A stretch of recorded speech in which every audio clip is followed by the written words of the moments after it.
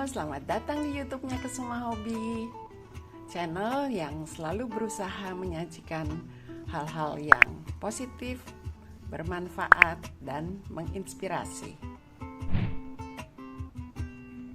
Pada kesempatan ini, saya ingin berbagi sedikit pengetahuan tentang Tunisian crochet hook atau disebut juga Tunisian needles atau jarum Tunisian. Di depan saya ini adalah beberapa jarum Tunisian yang saya biasa gunakan untuk membuat rajutan Tunisian seperti afghan, selimut, atau produk-produk rajutan lainnya. Kita bahas satu persatu ya. Pertama-tama adalah crochet hook yang biasa seperti ini. Ini usianya lumayan lama nih, udah puluhan tahun lah malah ya. Ini kita bisa gunakan ya. Jadi crochet hook seperti ini kita bisa gunakan untuk membuat rajutan Tunisian. Cuma untuk jarum ini daya tampung stitchnya itu tidak banyak ya. Jadi hanya bisa sepanjang ini saja. Pengalaman saya agak leluasa kalau jumlah stitchnya itu tidak lebih dari 14 atau 15 stitch saja ya. Kemudian bagaimana dengan jarum ini? Untuk jarum ini sebenarnya bisa digunakan tapi lebih kecil lagi ya jumlah stitchnya yang kita bisa ditampung. Biasanya kalau kita membuat tali ya, strap Tunisian itu kita masih bisa menggunakan ini, soalnya daya tampung stitch hanya segini. Oke.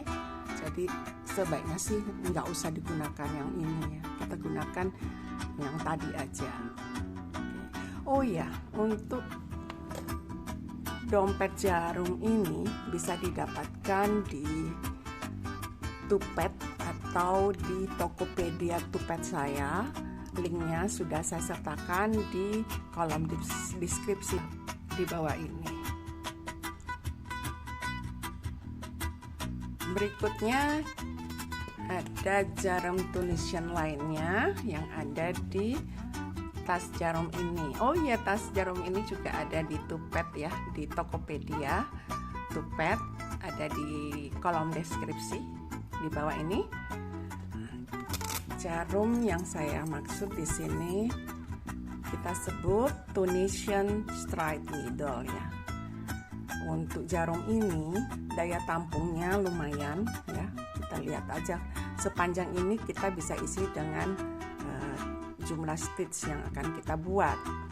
Cuman untuk dibawa kemana-mana kurang praktis karena dia kan panjang ya.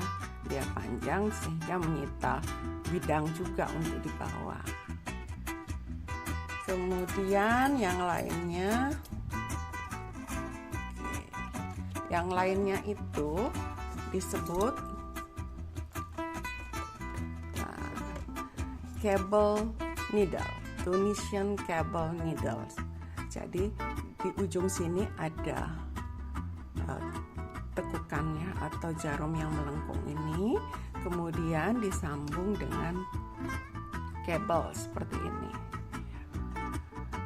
Cuman pengalaman saya untuk jenis kabel yang ini ya, yang ini saya kurang suka karena agak seret ya, atau mungkin saya yang tidak terlalu mahir menggunakannya. Jadi banyak saya simpan aja nih. Ada juga cable needle ini. Ini produk dari Susan Bake ya. Kabelnya lebih kecil. Ini ada stoppernya di ujung. Jadi ini bisa menampung lebih banyak stitch ya, dan lebih mudah dibawa kemana-mana. Oke.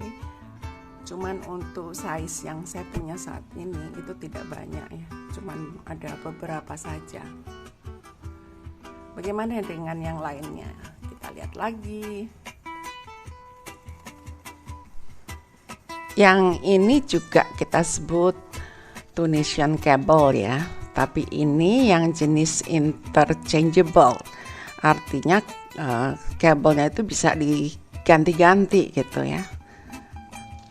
Nah, kebetulan untuk jarum ini kalau kita beli itu kita harus membeli kabelnya tersendiri ya, jadi cukup mahal juga jatuhnya.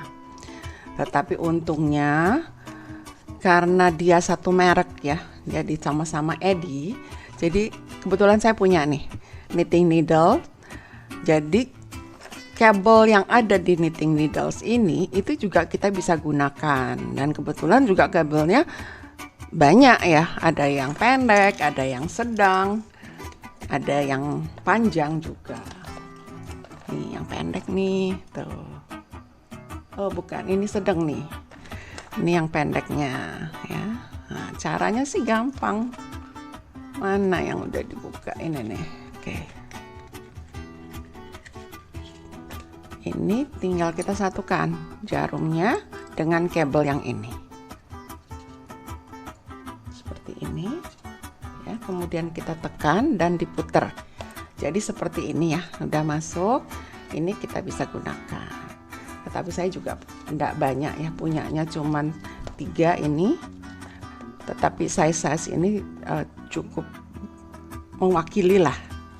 Ya, karena terus terang di Indonesia untuk jarum Tunisian itu tidak terlalu banyak tersedia di pasaran. Jadi kita harus inden. Jarum Tunisian lainnya ini kita sebut Tunisian crochet double ended ya. Jadi jarumnya ada di kedua ujungnya ya, ujung sini dan ujung sini. Penggunaan untuk Tunisian double ended ini biasanya kita gunakan saat kita merajut melingkar ya, atau tubular ya. Jadi nanti bisa digeser gitu, bisa digeser ke sini. Stitchnya itu bisa digeser-geser ya. Ini ada yang pendek ya, kemudian ada juga yang panjang seperti ini, tergantung rajutan yang akan kita buat. Kemudian ini juga ada, ini juga udah lama banget gitu ya. Ini agak susah keluar. Oke ya. Ini juga bisa digunakan untuk Tunisian ya, tetapi lebih ke Tunisian straight needle karena ujung satunya adalah crochet hook, sedangkan ujung lainnya ini ya, ujung lainnya ini untuk tetting. Kita kalau merajut atau membuat tetting seperti ini. Demikian mengenai pengetahuan tentang Tunisian crochet hook yang telah saya jelaskan tadi. Tolong kalau teman-teman mempunyai pengetahuan lain, silakan dicantumkan di kolom komentar di bawah.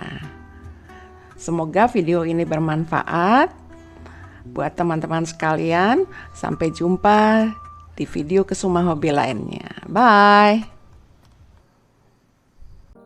Terima kasih telah menonton video Kesuma Hobi. Jangan lupa klik subscribe, like, dan juga share. Jika ada pertanyaan, tulis di kolom komentar. Klik juga tanda lonceng untuk mendapatkan notifikasi.